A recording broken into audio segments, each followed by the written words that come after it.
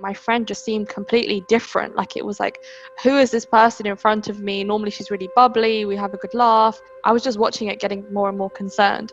And she did say to me, like, I really wish you had spoken up more, and I really wish you'd just shaken me to kind of make me feel like more aware of what was happening. The thing that my friends picked up on was how sad I was getting. Because when someone is undermining your self-esteem like that, it does bring you down and it does make you feel underappreciated. Yeah. And that can be overwhelming when you're pouring your heart out into someone's like world and it's just not getting you anywhere.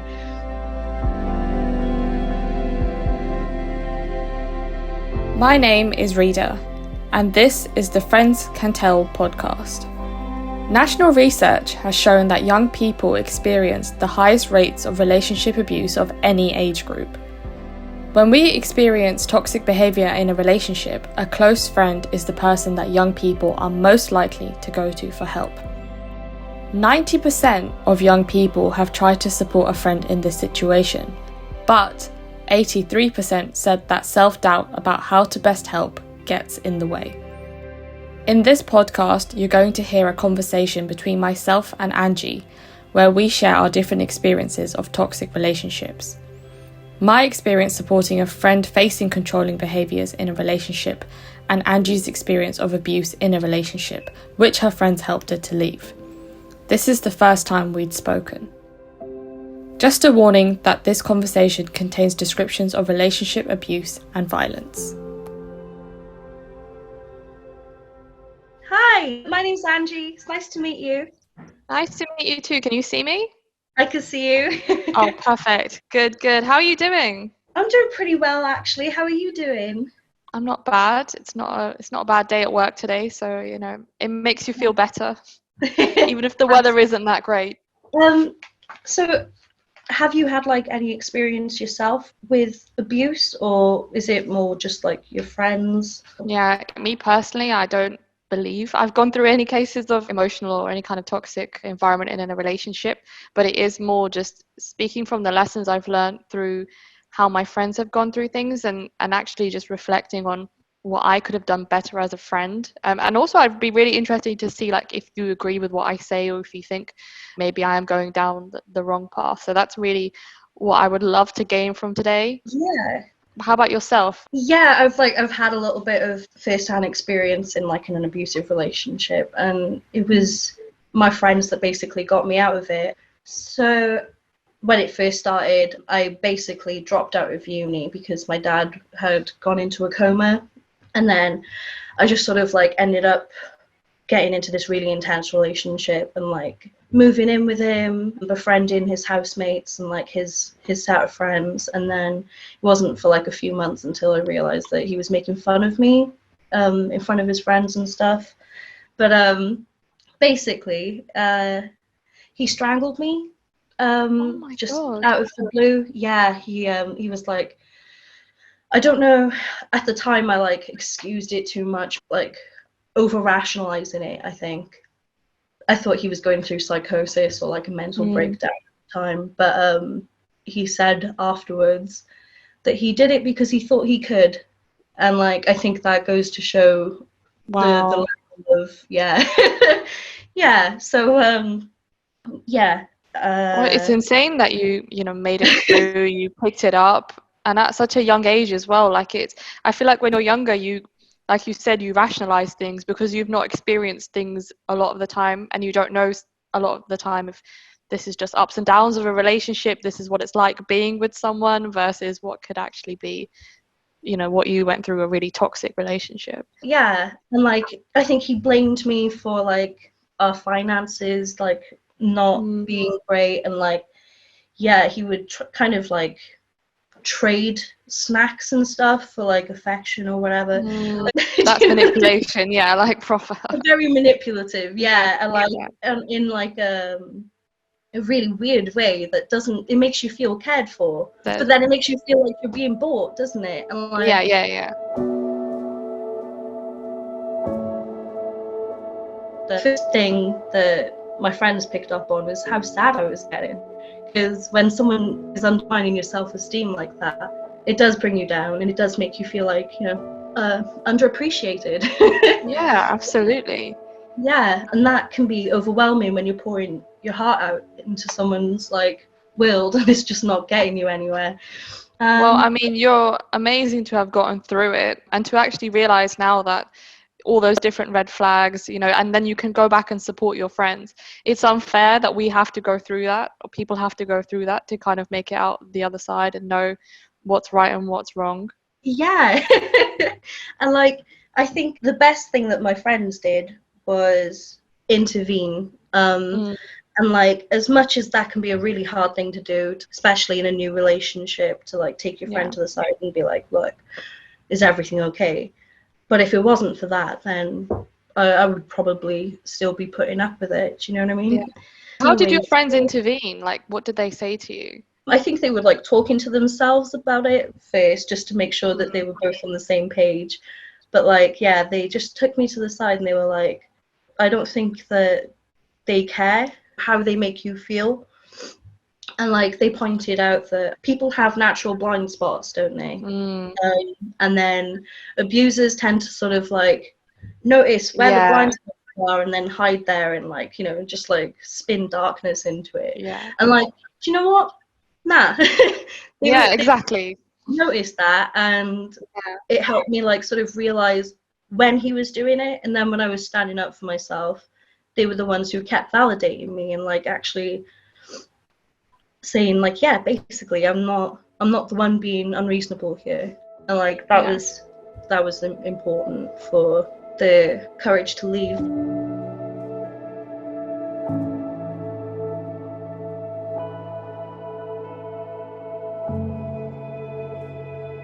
Yeah, tell me a bit more about your thing. I guess the way I came at it is the lessons I've learned through seeing some of my friends go through relationships. Like, full disclaimer, I'm a type of person that thinks very logically about things. Like, it's just my way of thinking, and I've grown up like that. It's very like, look at the facts, and if it seems right or wrong, you make a decision based on that. But I missed the empathy part of things in the beginning, understanding why people were feeling this way, or understanding that it's not always someone sees something wrong and then they can decide that they need to step away. There's feelings involved, emotions involved, and people have vulnerabilities that make them open to that kind of toxicity sometimes. And Absolutely. the first few instances where I saw my friends getting into relationships that I necessarily didn't agree with or I didn't think were good for them, I would be really flat out with it. Like, I'd say like, well, based on this, I saw him say this to you in front of me at one point in time, which I thought was really rude or toxic. I don't like him and I don't think you should be with him. That was Mm. absolutely the wrong approach to take, because what I did through that is alienate my friends. I don't know what you think of that, but I honestly think it takes a lot of courage to be truthful and honest yeah, and to say how you feel about something. And to be honest, you did come from like a place of care, so you can't be hard on yourself about yeah, that, because you absolutely did do the right thing in expressing that it was wrong and what they yeah, said was wrong. Yeah, I think like it can be really hard to undo some of the yeah, manipulation that's already gone on. exactly, So, and like, I think it's important to like understand why your friend may have been attracted to that relationship. And exactly, the only way you could have helped that is just to soften it and be like, look, I care about you. I want yeah, what's best for you. And just like make sure that you add that sort of like what you genuinely do already feel. Just like try yeah. and find like the I words for it. lacked sensitivity in the beginning, because sometimes you just want to shake your friend and be like, wake up, like, this is not okay. But Absolutely. you need to understand they're caught in this situation. Like you said, people have blind spots, and then when that blind spot is being pressed on all the time and person is like, exploiting it, then they Mhm. can't see what's going on. And it might be easy for you as a third person to see this isn't right, but you can't just go out and make your friend feel like stupid for not seeing that. Yeah, it can be really hard to break out of those relationships. People say like it takes maybe 9 times to leave your abuser. Yeah. How many It's times did you try to leave? well, I stayed with him too long. I stayed with him throughout the restraining order, breaking the law and everything. But Yeah, my friends, I didn't even bother letting them know about it because I yeah. didn't want to worry them, and like I alienated myself all over again. And then I Mm. realized nothing's gonna change. And I realized that, yeah, it's just an abusive relationship. There's nothing else to gain from it. There's nothing else to glean out of it.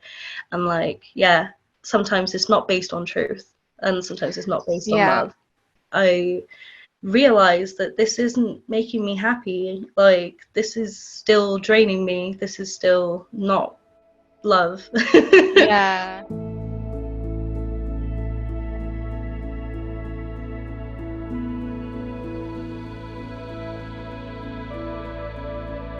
Do you think there's only there's a limit to how much a friend can help someone in a toxic relationship? Like, you know, they can speak to them and say, these are my concerns, I'm really worried about you, this is what I've picked up.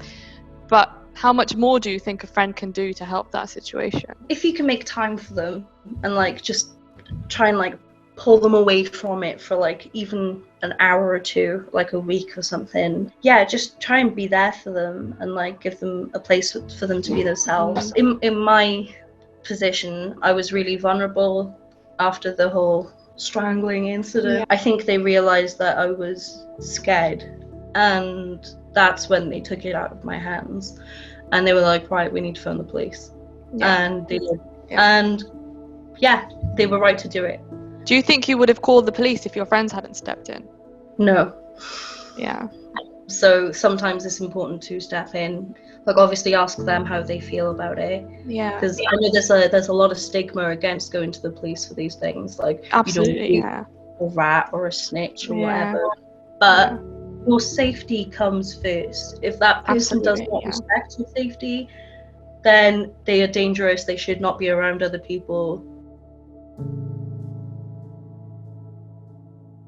One of my friends got in a toxic long distance relationship. We always used to have a really good laugh and share all of our relationship worries and everything with each other. And she, after we graduated, told us that she had a friend that she had in America. She was just going to meet her for a few weeks and then come back. So she comes back and she tells us, like, this is my girlfriend. You know, we got really close when we were out there, and I'm now in a relationship with her. Obviously, absolutely fine. We just wanted to know more information, like, you know, who is she, like, what's she like, when are we going to get to meet her, all of that kind of thing. But it was always really evasive. At that point, I was like, okay, fine, maybe she's just navigating a new relationship dynamic and doesn't want to bring her friends into it that soon, whatever. But as time went on, like, we found out that she was like tracking her location on her phone. She was reading all her messages, and then she came out to dinner once. And we were sat eating dinner, and my friend, she looked at the waiter to kind of get his attention. And her girlfriend turned around and said, like, why are you looking at him like that? Like, I know you're trying to get his attention. Like, what are you playing at, kind of thing? And me and my other friend, I was really just in shock. And my friend just seemed completely different. Like, it was like, who is this person in front of me? Normally she's really bubbly. We have a good laugh. But she was so uptight, so like on edge. And I was just watching it getting more and more concerned. So the mistake I made in that situation was to not speak up quickly enough. And I was like, I'm just going to let her navigate this relationship. Maybe I'm not the right person to speak about it. Maybe she doesn't feel comfortable around me, and that's what it is. And I kept trying to give excuses for it. But I had warning bells ringing in my mind, and I kind of made them apparent, but I didn't want to say more than that, because I'd learned from the last time that I would just be alienating my friends if I kind of take it and say exactly what I'm thinking.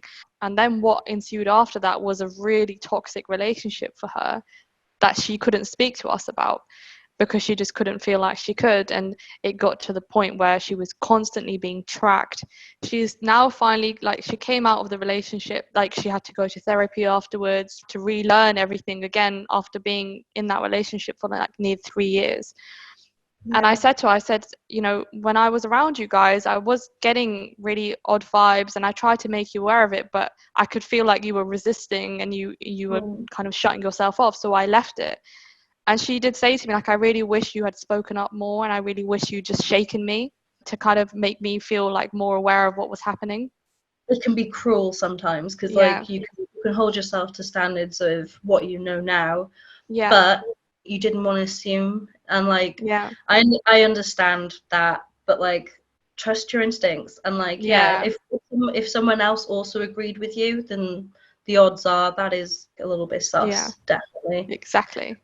I think what you said is really important. You do need to trust your instincts. For me, it was learning about a more sensitive way of delivering that message. And I definitely think I've built up on that now. I've learned from all the different experiences I've had, and about patience and like giving them the safe zone to come back and relay that information to you so you can help them process it. Because the mistake you make when you alienate is that your friend doesn't come back to you to vent or feel like they can talk about it. Yeah, I think it's important to remember that after they're going through that, they're still unlearning the alienation Exactly. that they were supposed to feel in that relationship. And like, it's important to, yes, give them space, but also like let them know that you care. I think that's one of the most important things you can do. And like, just be kind to yourself as well as to them. You can only really do so much, but learning to trust your intuition is a huge part of growing up.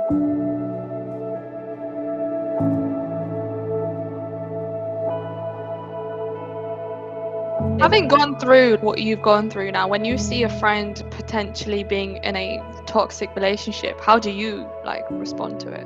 I tell them, basically. Are you blunt with it? I've got to vet them.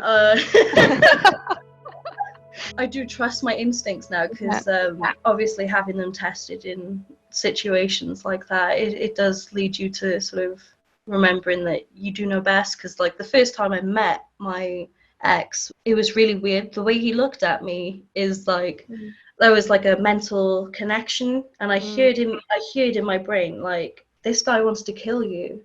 And like, really? Yeah, I know that sounds paranoid, right? No, but sometimes there's a feeling you get and you have to trust it. Maybe it was based on something real because like you just have to trust yourself. I undermined that, and then let him undermine the rest of it. Never again.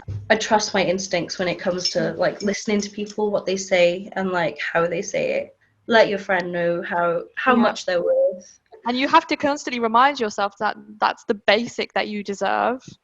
This has been a good convo. I know, it's kind of eye-opening, but in a good way. Like you see like the way that you think is aligned with like, you know, how other people think. You know, if you're a good person and you come at it with good intentions, then you should be entitled to receive the same back. Exactly. And that's really, really important. Yeah. And like it kind of comes back to what the whole purpose of this conversation is like having good people around you. Absolutely. People that you can fall back on. Friends are so important. They're chosen family. That's what I was going to say. Literally took it out of my mouth.